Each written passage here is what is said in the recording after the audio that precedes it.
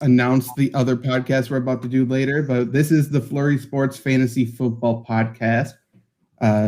Just like every Wednesday last year, we have myself, Zach Bruner, Trevor Land, and Luke Reimer here, and I think this should be your plan for Wednesday evenings going forward.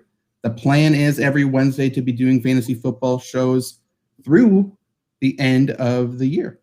And we won a lot of people in their leagues last year. We will start putting you on the right track again tonight. How many fantasy drafts have you guys done so far? Any or not yet? None? Only the dynasty leagues that I am in with you. So Gotcha. So I would assume most drafts will start up in like 10-ish days, a week to 10 days. So there's a lot of time movers up and down. There's 2 preseason games left. So there's going to be a lot happening. But today the plan is for us to discuss some sleepers, give you some people to put on your radar that you can snipe hopefully in mid to late rounds. Luke, did you have something? Yeah, I actually have a draft not next Wednesday, but the Wednesday after, while our show is going on at 7:30. So that'll be exciting. wait, September 4th? No, wait. Or What's 1st? the date? September 1st, I think. Oh, then yeah, September 1st. Okay, yeah, because my dad has a draft the same day that he's going to be out of town. So I'm going to watch it go on auto draft live. It'll be an experience. Also, tune in because I'll be wearing a different jersey every time. This is the other kind of football. Shout out to all our Inter Milan fans that are watching from Italy. We love you guys. Dude, I got an Inter jersey too. What? I'll be right back. I'm sorry. I didn't know I would have started this. Anyways. Luke got excited. Okay, well, we'll see what happens. Anyway, I'm flustered. Okay. So we're going to be just discussing sleepers, and I guess I will start with saying we're not going to talk quarterback sleepers because I don't think there's such thing as a quarterback sleeper. There's 32 starting quarterbacks. Most are drafted mid to late rounds, so there's nobody going under the radar. There's some undervalued guys, but I don't think there's such thing as a quarterback sleeper. Do you agree with that, Trevor, or am I out of bounds here? Yeah, I agree with that. First of all, gotta get the cat out of the bag. Beautiful jersey, Luke. I don't know what you're doing, Zach, but anyways, you're right. It's kind of like kickers and defense. They're really okay, not at all like it, but you know what I mean. Like there is no sleepers. With quarterbacks, it seems it's almost the opposite. There are only a lot of like buy high guys, like, and that's it. So yeah, I would agree with that sentiment. So yeah, I mean, we can talk about quarterbacks on a different show coming up, who we are targeting and stuff like that, but that will not be tonight. Luke's upset; he ran away. So let's start with running backs. You're good. Let's start with running backs. If you hear us reference ADP at all during the show, just know I am using PPR scoring 12 team from Fantasy Football Calculator. And oh, by the way, I probably should self-promote a little bit here. We have a free draft kit out on FlurrySports right now. FlurrySports.org/draft-kit.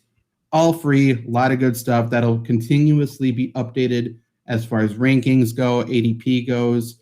There's a few more tools and stats I would like to add on there, but there's a lot of good stuff. Definitely go check that out. Download it for free. Might as well. We're not asking you to buy it or anything. So let's start with running backs, though, here. And Trevor, you can start us off. Who's a running back in PPR that you are sort of looking at that you think could be a sleeper this year? It was tough because you always scroll down and it gets really sad. Like once you hit the Leonard Fournettes of the world, and you're like, I don't see anybody here. But then I came across a guy that I think more people need to be talking about, and that is Rams running back Xavier Jones. Everybody's talking about Darrell Henderson because Cam Akers tore his Achilles, I believe. Cam Akers also took Darrell Henderson's job last year as well. Darrell Henderson he had troubles running for more than 3 yards a carry. He's lost his job before. You add in Xavier Jones, who has by all means impressed during camp. McVay has talked up a lot. And McVay is a guy who loves interchanging backs. We know that. So you put all that together, and I don't know what anybody has seen out of Darrell Henderson. Like, seriously. And he's ranked 31st. At 50, that can be a heck of a sleeper, especially if you are comfortable with the late quarterback. He's a guy, they're going to be a high-powered offense. They're going to need to run the ball, and I don't think it's going to be Darrell Henderson. That's definitely fair. Luke, do you have any thoughts on that before you give yours? Yeah, I was just going to say, I think that Rams running back room is kind of getting into that Patriots territory for me, where, you know, they have names there, they got players who you've heard of, who you've probably had on your team in the past, but you don't really know who to play. That's the feeling that I got last year. I don't know, maybe it'll be a little more clear this year with Cam Akers out, but Trevor, you're right. Darrell Henderson has done absolutely nothing, you know, worth mentioning in his career. So I think that it is, you get a better option taking the guy who has the opportunity to make a name for himself rather than the guy who's trying to rebuild his name.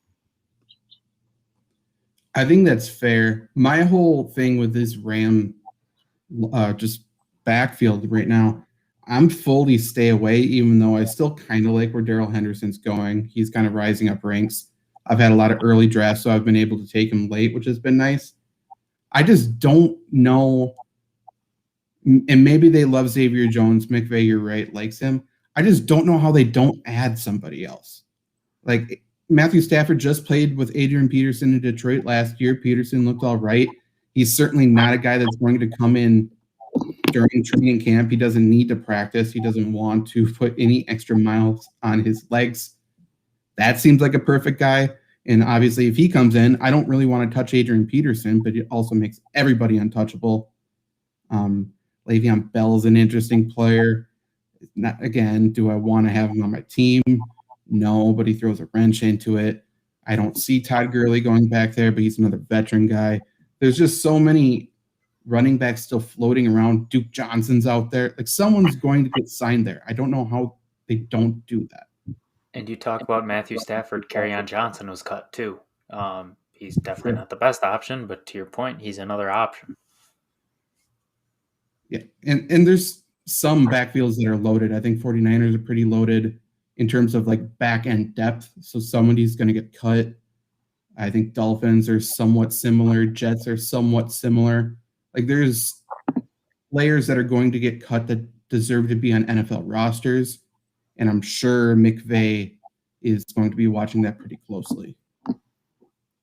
Luke, who is a sleeper at running back that you like? So when I was looking at this, I had two of them that just crossed my mind as I was, looking through the list or whatever. The first one in my mind has always been a guy that I like is Latavius Murray at the Saints. I know Devontae Freeman just went there. But I don't know. Latavius Murray, I think he's been in there long enough. Sean Payton kind of has some trust in him. He had 4 touchdowns last year, and I think – I could be wrong, but I think most of those were with Drew Brees out when Drew Brees was hurt, which kind of, teams could key in on Alvin Kamara a little bit. And I think that happens again this year because the Saints don't even know who they're going to start at quarterback yet. Latavius Murray, I think, is a perfect complement to Alvin Kamara. He seems more of the, goal line 1-yard guy. Just put your head down and run straight into the line of scrimmage and get as many yards as you can. Well, to me, Alvin Kamara is kind of the more finesse guy. So I can see, spelling Kamara a couple times because who knows what you're getting out of Jameis Winston and Taysom Hill. So I always feel like Latavius Murray is a solid player to have, especially if Kamara goes down, is a solid player to have. Because he is kind of like that vulture in New Orleans. He'll get a couple touchdowns a year, and I think he's one of the biggest handcuffs that you can get in fantasy football this year. 100%. And I've heard people reference a lot, and I don't think it's fully wrong. But when Taysom Hill was in at quarterback last year, we saw Alvin Kamara really take a dip. They really didn't use him very well. Latavius Murray was the guy to benefit. I don't think that will be the case again, especially since there's no other weapons in this entire team, essentially. Like, they have to use Alvin Kamara. But maybe there is something to they want that downhill runner benefiting with Taysom Hill. I mean, just thinking about the option, it makes sense that you either give it or fake it to Murray going up the gut, and then Taysom Hill has the option to pull it. that makes sense to your point. He's a red zone guy. Looking at ADP for both of those guys, just so we have some sort of reference, Latavius Murray currently is getting taken as RB 47, 7th pick in the 10th round. Again, PPR 12 team. Xavier Jones really close, RB 50, 11, 6. So super late guys. Trevor, do you have any thoughts on Latavius Murray? I like Latavius Murray. He doesn't really run like him, but he kind of reminds me of another old Saints running back who was really good for like 4 games, Pierre Thomas, a while ago. He's just one of those guys that he isn't, as some people like to harp on too much. He isn't the sexy pick, but he's the good pick who's going to win you your leagues. He's just going to do it. And like Luke said, if Kamara goes down, it's over. And we saw that with McCaffrey. He went down like they're dropping like flies. And it's COVID. So that's just another wrench you don't want to have to deal with. Yeah, and that leads me right into my next player that I brought up was Chuba Hubbard at Carolina, just for that whole reason of McCaffrey going down. And we saw that last year, and Mike Davis had, a career year. Yeah, like if you're investing those first-round picks and running backs, you may as well, especially if you draft early, if you draft anytime right before the season starts, you may as well take their handcuff if you know there's a true handcuff. I'd rather take that than a kicker. I'd rather take that than a defense, just because if there is a training camp injury, a preseason injury, you have a lottery ticket to almost definitely a top 20 guy at the position. Like, you need to have those guys right now, even if you drop them heading into week 1. Again, if you're talking about Hubbard, I'm not sure if I'd drop him or not. I definitely wouldn't drop Latavius Murray. But, to your point, there's definitely guys you need to have. Are you okay over there, Luke? Yeah, I got a fly buzzing around my head. I see that. One guy who's not fully a sleeper, I'll just mention quickly because I do think he deserves more respect, is Damian Harris, currently going as a 30th running back. His whole entire offseason he spent in Foxborough, which isn't a winter destination, and players don't typically do that. Might not seem like a big deal. I can tell you, to a person like Bill Belichick, staying there, working, staying in town, not doing anything else but work, that's a massive deal. And I think he is the closest thing to a lock as a Patriots running back that we have seen in a decade. Like, I think he's very obviously the guy. However, the guy I'll go with is a rookie. He is currently going as running back 62, 1402 overall. And that's Kenneth Gainwell. I like him quite a bit. Rookie running back for the Eagles. He was touted as the best receiving back in the entire draft. And his role is very clearly the Nyheim Hines role for the Eagles. The Eagles fans have been clamoring for them to use Miles Sanders more as a receiving back. This selection of Kenneth Gainwell is showing they're not going to do that. Nick Sirianni is the new head coach. He was the offensive coordinator for the Colts last year. He's going to bring the exact system over. Mobile quarterback is going to open up those running lanes, going to open up those screens, those throwing lanes. And while I don't love him as an every week starter in PPR, he is certainly going to be a flex option at some point. And, RB 62, he's free. He's not going to be drafted. You can pick him up with your last pick. Wait and see. 16 team, maybe he has more value. But he's someone definitely to keep your eye on. Luke, have any thoughts on him? Yeah, I think he's a player too. At the Eagles, to me, they don't have a lot of weapons on their team. So they're going to have to get something going somehow. And so to get like these rookies involved who are revved up, ready to go, that can make an instantaneous option to success for the Eagles offense. Like you said, Zach, probably play that Nyheim Hines role. Look what he did when Indianapolis needed a spark last year.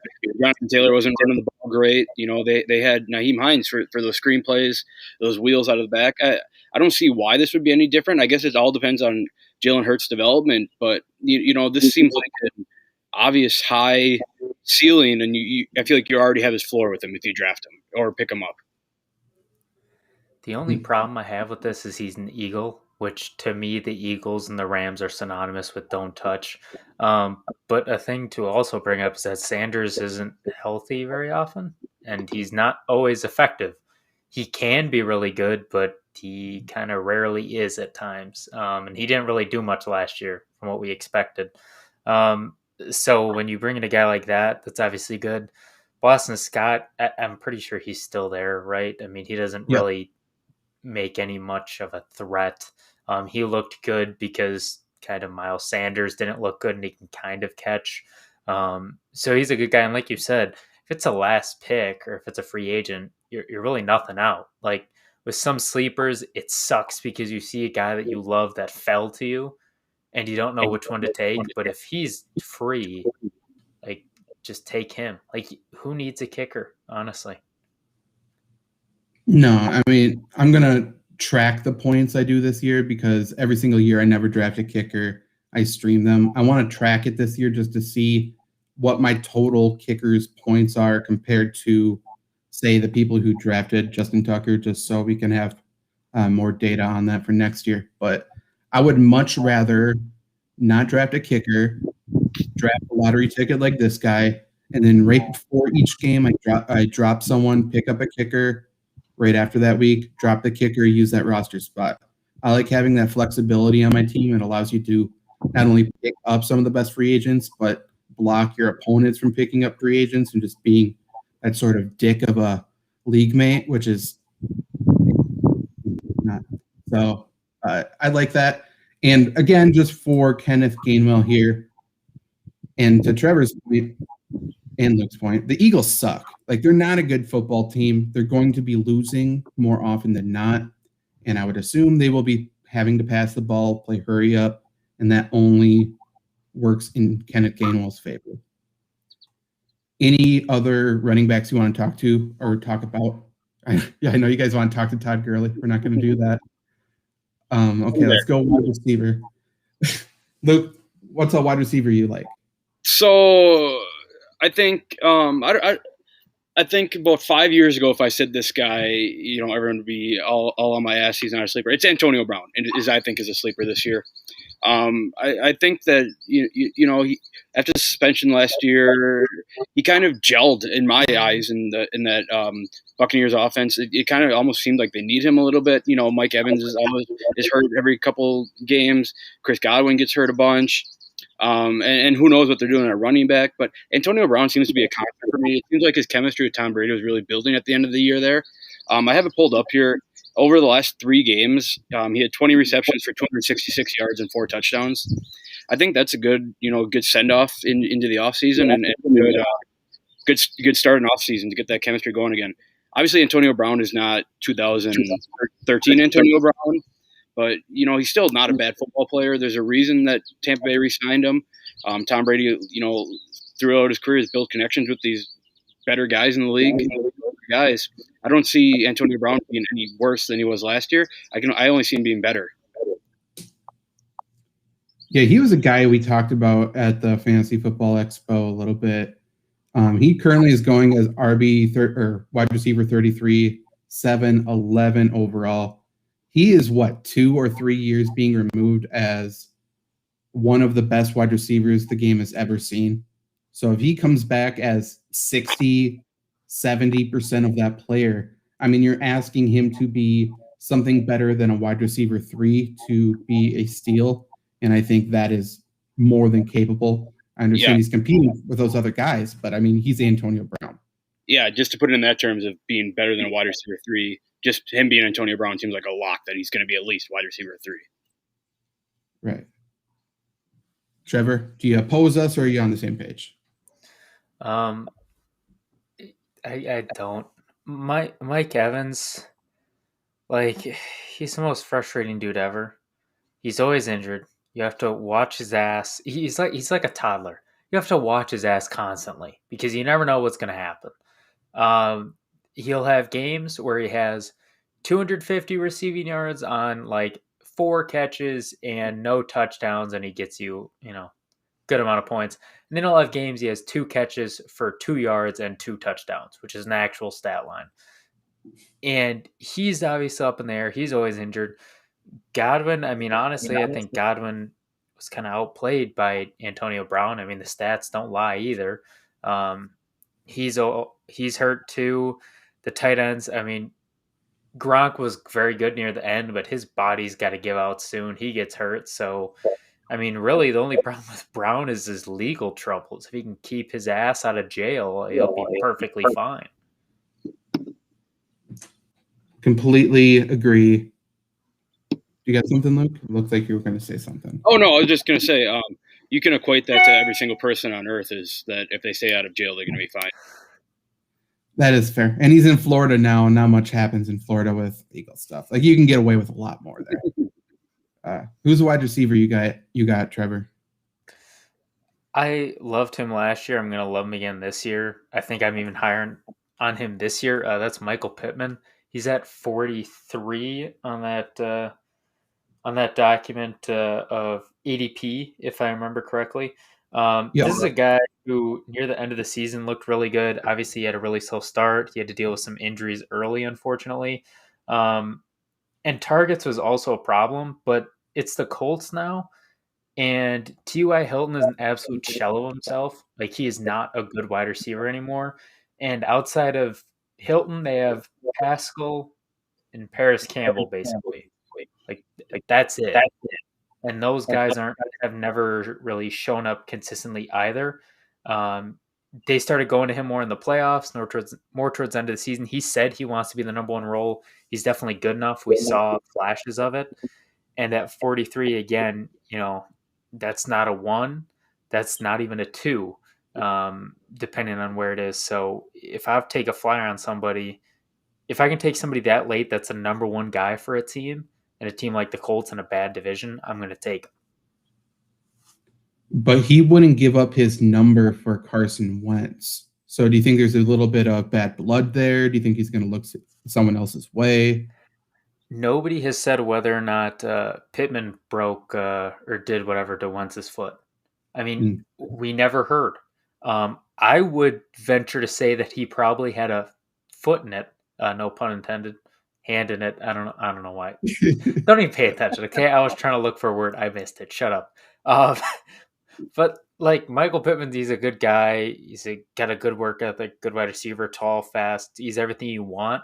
And at 43, again, you're kind of taking chances anyways. And he's about as sure of a chance as it gets. Yeah, I'm happy you brought him up, Trevor. I feel like I need to be sold on him. He's got all this hype around him. I want to like him, like you said, but it does make sense. He's the number 1 option on the Colts.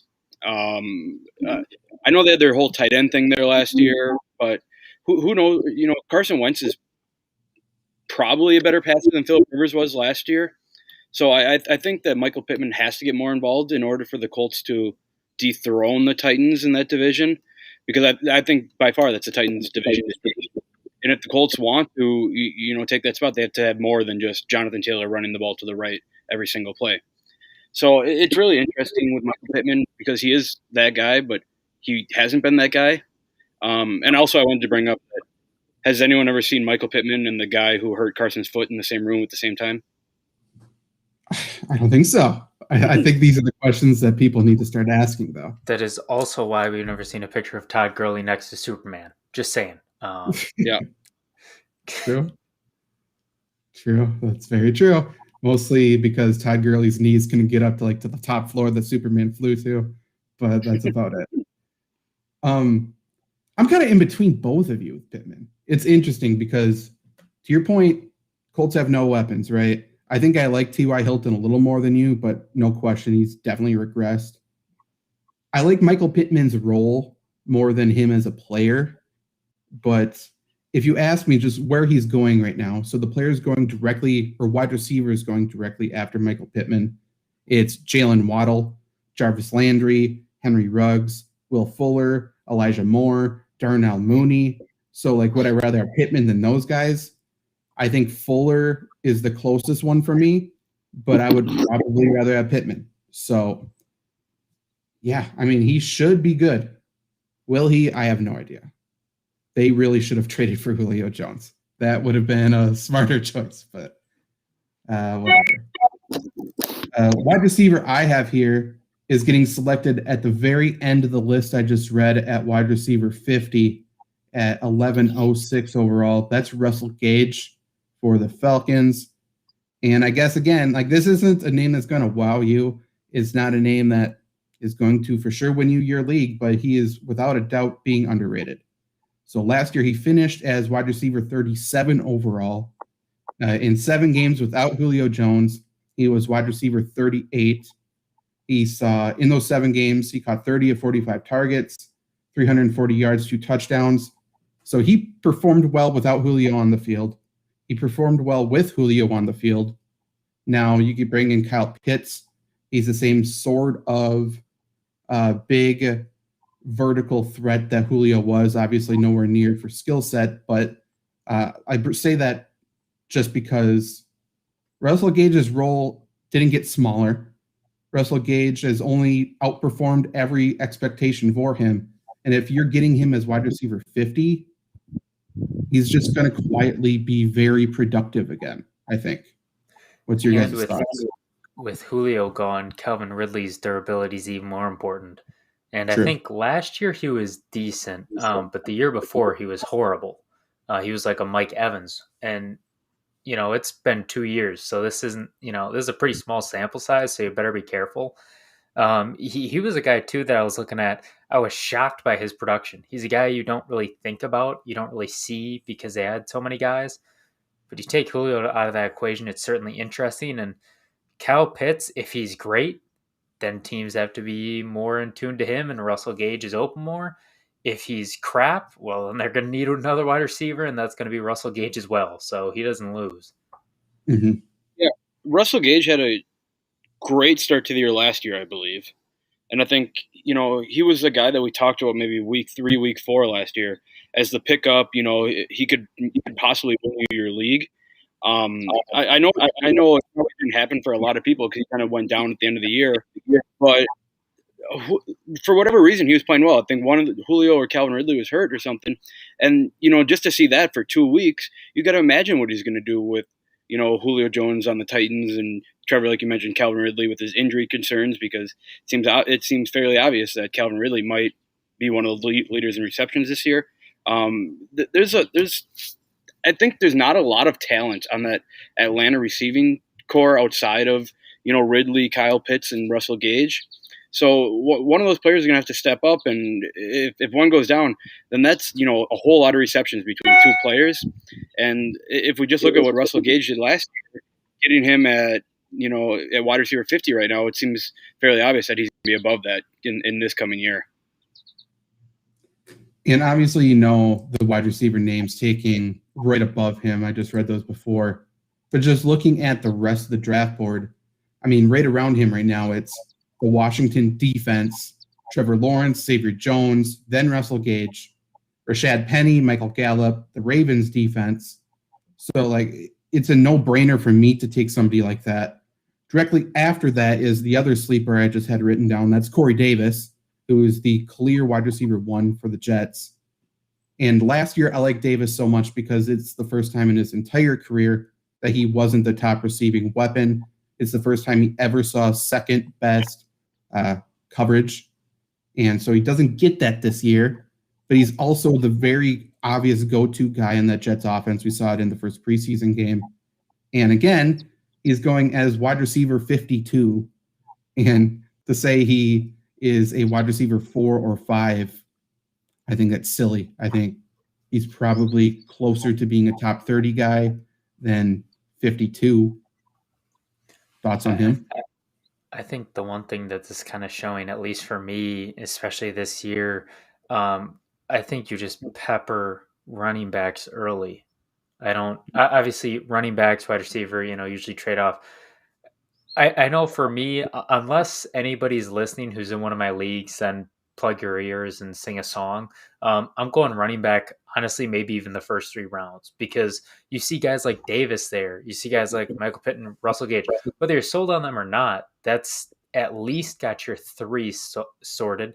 Most likely has your 2 sorted as well. And there are a lot of guys that are going to drop, especially if you're in a 2 wide receiver league. I mean, what's the point of drafting one early? So, I mean, that's a huge strategy, and we're pointing out these sleepers. Look at it, because I'm a lot more confident in our sleeping wide receivers than running backs.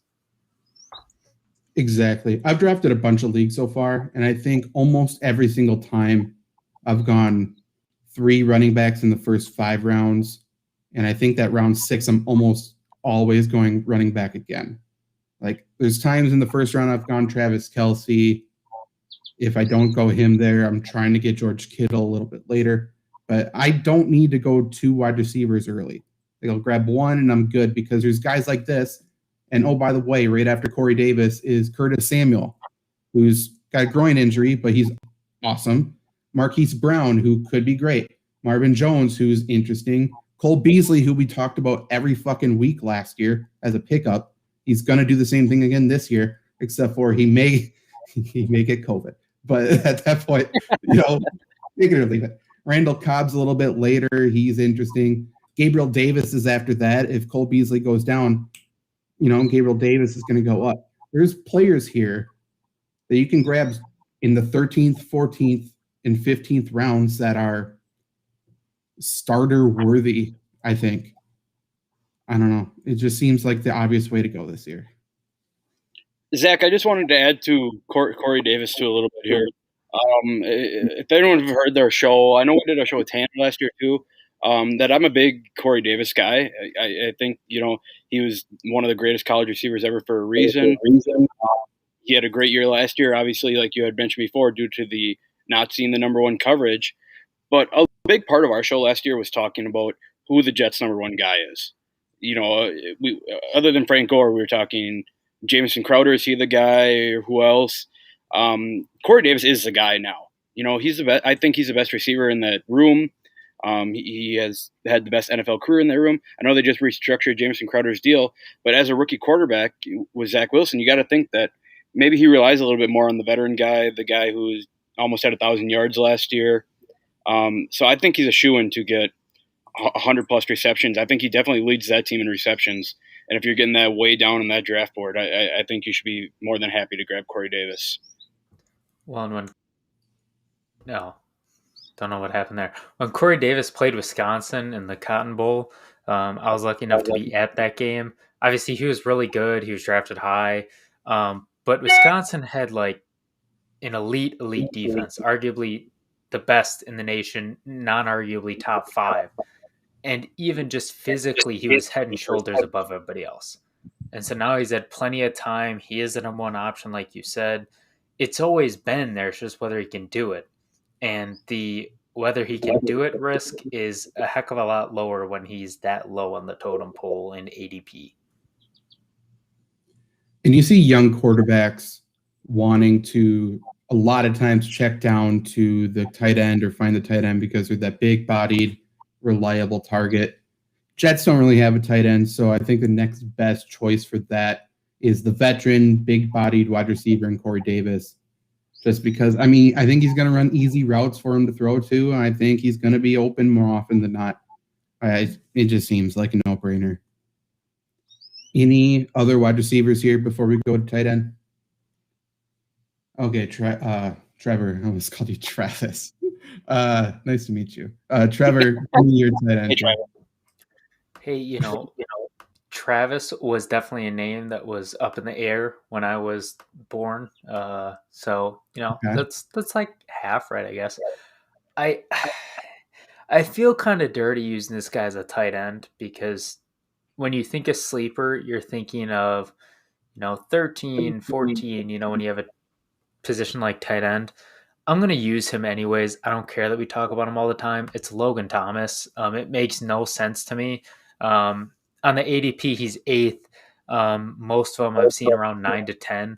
This dude was tight end 6 last year, and he was 1 point behind Tunyon, who, by the way, caught 11 touchdowns. Without that absurd season, he's top 5. And he's a sleeper because the guy is ahead of him. Like, Mark Andrews has done jack shit. Dallas Goedert is good, but Thomas, Fant, are we really comparing these guys to, or not Thomas, Fant, Goddard, Tunyon, even he'll get a diminished role. I don't understand why he's still ranked around these guys. Like, it seems like everybody got really high on him and then just forgot about him. Yes, Curtis Samuel is there, but he's still a big-bodied tight end that's an absolute monster. Fitzpatrick is definitely going to go to him plenty of times. He's a red zone threat that I don't think McLaurin or Samuel really give him as in a target to go at. So I'm going to say him. He's not really a sleeper, but by God, I mean, when are we going to stop undervaluing this guy? Yeah, and I think a little bit that goes into it too. Maybe I'm reading too much into it, but he played quarterback in college, and I think that does help with receivers being able to find open holes, knowing where the quarterback wants to throw the ball. And I think that's what he succeeded at last year. I think a lot of players lost fantasy last year because they didn't have one of the top tight ends. I think Travis Kelce won a lot of people a lot of money last year. I'm not necessarily saying that Logan Thomas is Travis Kelce or Darren Waller, but I think he's in that upper tier of tight ends where you don't want to get stuck with, I guess someone else that's not going to give you points at the tight end position. Because Logan Thomas, for a stretch there in standard, he was giving you, 6 to 12 points a game, which is just enough to get you enough points on that tight end spot. And let me give you another really good reason to like Logan Thomas, and it's the one I've been telling a lot of people. So just looking at this Washington offense as a whole, they had 47 red zone drives last year. That's it. I believe that is the third fewest in the entire league, third or fourth, somewhere around there. Bringing in Ryan Fitzpatrick, bringing in Curtis Samuel, growing Antonio Gibson's role, Logan Thomas learning the position more. This offense, without a doubt, is going to be better. They're going to have more than 47 red zone drives. They're going to be down there. Now, when they did get to the red zone, Logan Thomas saw nearly a third of their passing targets. And for one reason is because he's good. Another reason is Terry McLaurin is not big. This year, just looking at this year, Curtis Samuel also is not big. Antonio Gibson's not a goal line runner. He's not going to do a bunch of stuff. He is the only big-bodied red zone threat they have, and he's going to be fed by Ryan Fitzpatrick. Like, he is going to catch touchdowns. We could see that Robert Tonyan-like touchdown number for Logan Thomas. I don't think that's out of the question. While it's a little bit fluky, obviously, I think his touchdowns go up. I think his yards and everything else goes up despite there being more weapons there. And he is just an obvious guy to target this year. It makes too much sense. Also, hey, like you said, Luke, he was a quarterback in college. Tell me you cannot see Fitzpatrick doing a little toss to Thomas, him running out, acting like he's going to do it, and throwing it to Ryan Fitzpatrick wide open in the end zone on the left side. That is what America needs, and that is what your fantasy football team needs. Talk about healing the nation. Ryan Fitzpatrick receiving touchdown. It's very possible. And those numbers I read, by the way, in the draft kit. So FlurrySports.org/draft-kit. Go get that. We have a bunch of red zone stats in there. Luke, who is a tight end you're liking as a sleeper? So the tight end that I'm liking as a sleeper is a tight end that I always like as a sleeper for the draft and for every single week that he's ever played. It's Eric Ebron. Eric Ebron is kind of turning into my West Virginia and March Madness, where I take him every year and they never turn out to anything. And Eric Ebron, he has to be good at one point in his career. I know he's not on the Lions anymore, but he's still got Ben Roethlisberger at quarterback. The offensive line is just terrible there. Trevor, I know that you like to talk about that a little bit. That makes me worried for Najee Harris, and that makes me wonder if the Steelers are going to go to short, quick passes to a big-bodied, fast tight end, which is the epitome of what Eric Ebron is. He's had flashes of greatness. He's never put it all together. But I think he is in the right spot in Pittsburgh. It's just, can he sustain, all his potential that he had when he was drafted, 8 years ago or whatever like that. I know it's not a great explanation for why he's why he's a sleeper, but like we had mentioned last year a lot, who even cares about tight ends? So that's why I'm bringing it up, because I feel like he is a guy that has the opportunity to be that guy for the Steelers offense. One, if he fixes drops, that was a big problem. Granted, I didn't watch a lot of Steelers film, but just from how bad their offensive line is, you'd think he could get open a lot of times if he plays the I can't think of the route, but like the check and go, like act as a blocker if needed and then leak out. I think that could maybe be big too. Again, it's a Steelers, so I have no clue, but it's possible.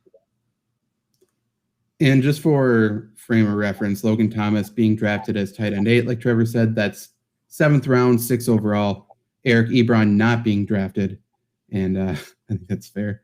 Eric Ebron, I wouldn't touch in redraft leagues at all. However, I think he's a very, very interesting option in best ball leagues because I don't think Pat Freiermuth is going to have a big role. He's the rookie tight end they just drafted who's going to be a stud. But I don't think he's going to have a big role this year. I think Ebron will be a go-to option in the red zone for the Steelers. And hey, all you're looking for is a touchdown in best ball leagues from your tight end position. Ebron's going to go super, super late still. And I know in a couple best ball leagues already, I'm taking him. I think he makes a lot of sense. Like you're not going to be able to predict it, but I bet he finishes with a touchdown in 5 or 6 games this year. And that's all you're looking for. My tight end, he's going as tight end 19 in 13-11 overall. That's Jared Cook. It just doesn't make sense why he's getting discounted to me. He is now with the Chargers, taking over Hunter Henry's role. Justin Herbert's been targeting him a ton in camp and all of that. They've already formed a connection. Joe Lombardi's the new offensive coordinator there after he spent the last several years in New Orleans with Jared Cook. He already knows what he has in him. He already knows how to use him. Just last year, Hunter Henry had 93 targets, 613 yards in 14 games. I mean, Jared Cook can easily replicate that. And just talking about the receiving weapons, I don't think Mike Williams is shit. Like, I don't think he's people saying, oh, he's the X in this offense like Michael Thomas was. If you think Mike Williams is going to run a slant, you're out of your fucking mind, and that's all Michael Thomas does. So that offense is going to get changed. Keenan Allen's an absolute stud. He is one of the best receivers in the entire league. Mike Williams is going to go deep. Yeah, Keenan Allen working underneath, and I think Jared Cook could be a sneaky guy up the seam that catches a lot of deep passes like he did with the Packers. And yeah, if you're saying he has to outperform tight end 19, which is his ADP, I think it's a lock for me. I like too at the Chargers. You know, usually you guys get whoever's covering tight end, whether it be a linebacker or a third corner or whatever. The Chargers still have that option to pass to Austin Ekeler, who is an awesome receiver out of the back. So that's got to take up a defender. That's always got to have eyes on Austin Ekeler. When Justin Herbert drops back, which just leaves another guy whose eyes are not on Jared Cook. Like you said, Zach, Keenan Allen works underneath. Mike Williams works over the top. That leaves the middle of the field wide open for a big-bodied, fast tight end. And on top of that, you brought up Ekeler. I love Ekeler. I'm the biggest Austin Ekeler truther that there is out there. He hasn't shown any durability up to this point in his career. I think he's number 1 running back in PPR when he's healthy, but that's just not the case. Keenan Allen has been a stud. He's always been a stud, but he's been healthy lately. A lot of people forget just about 3-4 years ago, he had major durability concerns as well. So if either of those pop up, we already know Cook's going to be good. If either of those pops up again, which is extremely likely, that just adds to the value. And Herbert's going to sling it. I mean, it just makes too much sense. His role, we know what there is in Jared Cook. Like, he's not a mystery. That's why it's a little puzzling why he's going so late, but whatever. The only other guy I'll mention quickly is Blake Jarwin. He's going as tight end 22, 14-11 overall, which means he's basically being undrafted. He's free. I can only assume will win the starting tight end job for the Cowboys. Dalton Schultz is another guy we talked about ad nauseum last year, how there was nobody to work underneath for the Cowboys, and that's why he finished as a top 10 tight end. Like, we called it every single week, and Blake Jarwin is that, except for he's also hyper athletic. He's an athletic freak. If he can stay healthy, he's going to be a stud. And there's no two about it. Yeah, I think that also may be a case where he would benefit from Dak Prescott being hurt. Because look, Dalton Schultz did all that with Andy Dalton and Ben DiNucci, a quarterback last year. I think if Prescott is hurt, then that obviously takes a hit to Amari Cooper, Michael Gallup, CeeDee Lamb. But kind of mentioning what we said about the Jets, how they're always looking to check down with these inexperienced receivers, the hyper-athletic, inexperienced receiver may be the best guy to check down to. That's very true. Yeah, and a lot of people don't give Dalton Schultz credit too. As much as I love him, and if you get at me on Twitter, I'll donate $100 to your charity because you almost saved my ass in fantasy. But this guy was super good. I mean, in a year full of injuries, I think me and a lot of other people only had less than 2 injuries, like 1 or 2 weeks during the season. And Dalton Schultz still almost took that gimpy team over the line to the playoffs.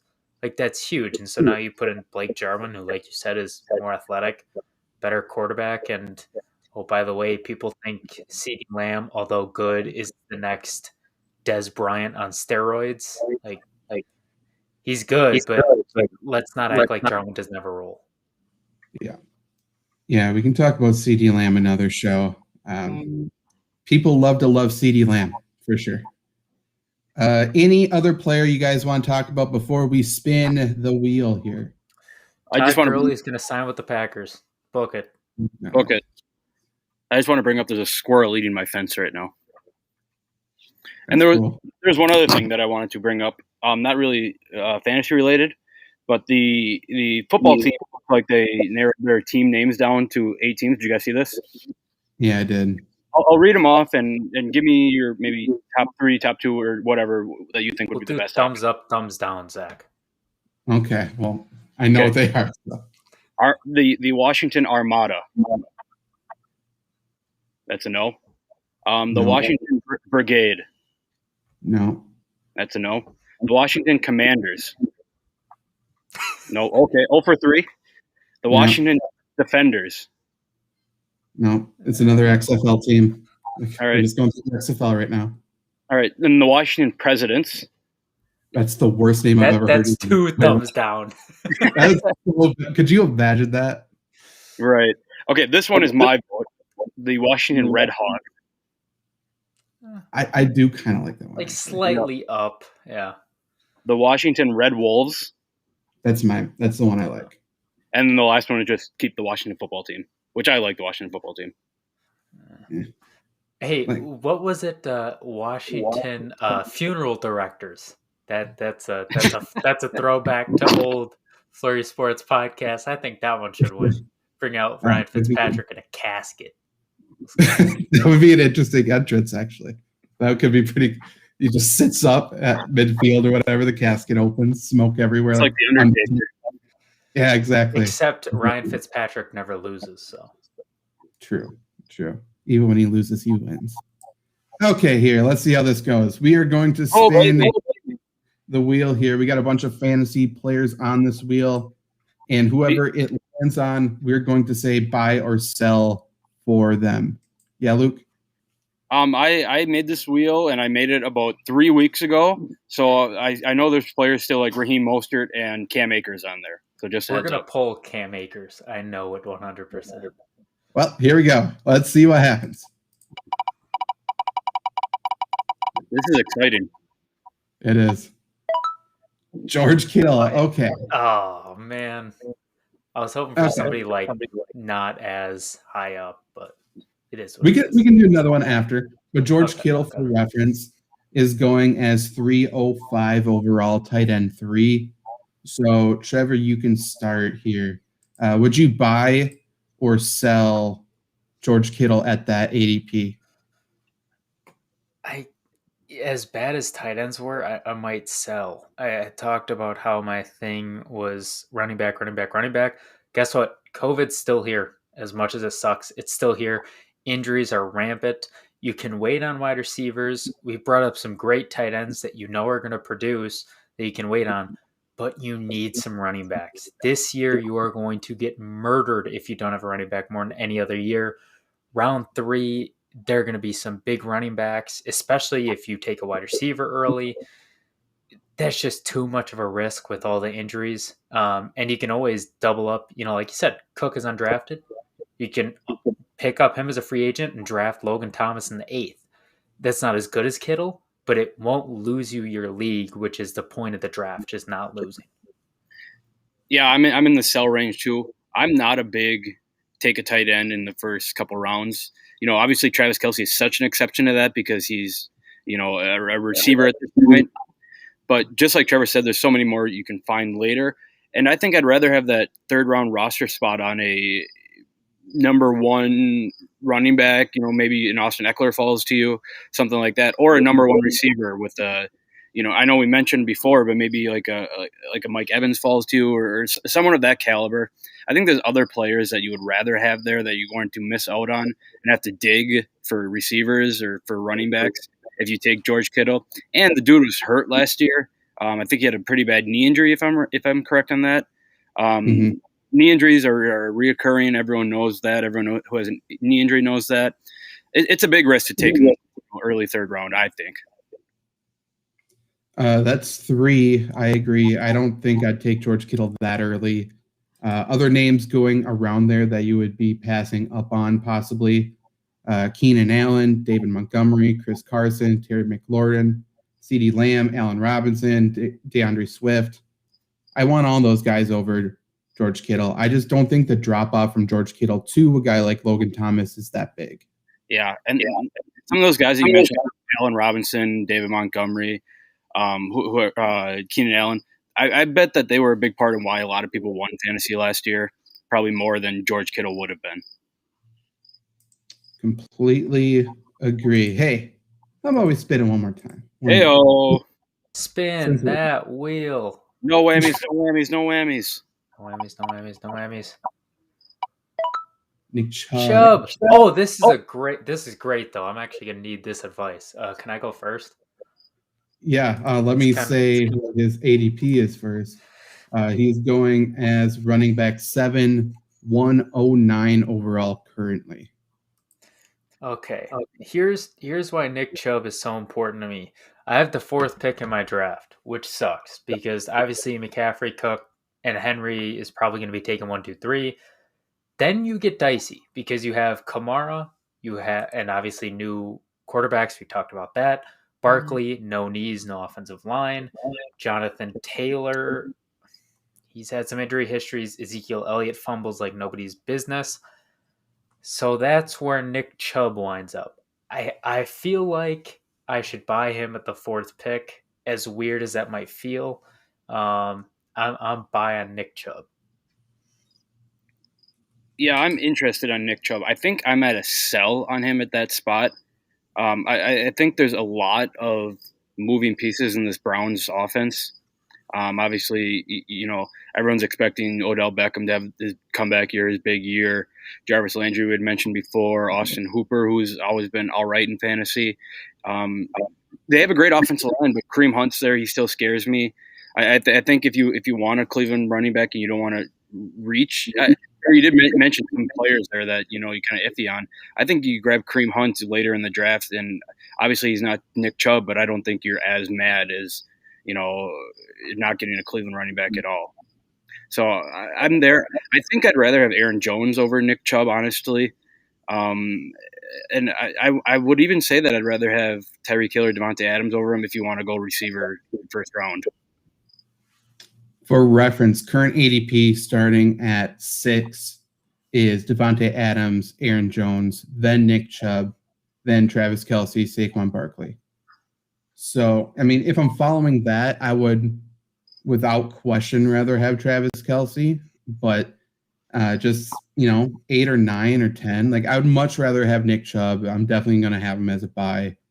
I will say, according to our boom bust, Nick Chubb, as good as he is, and I believe he's one of the best running backs, just pure running backs in the entire NFL, without question.